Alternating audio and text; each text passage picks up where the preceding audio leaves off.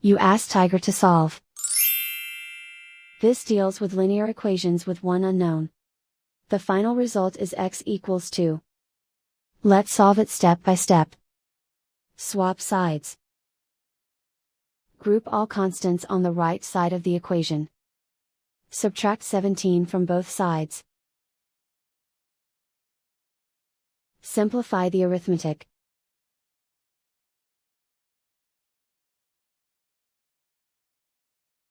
Isolate the x. Divide both sides by -3. Cancel out the negatives. Simplify the fraction. Cancel out the negatives. Find the greatest common factor of the numerator and denominator. Factor out and cancel the greatest common factor.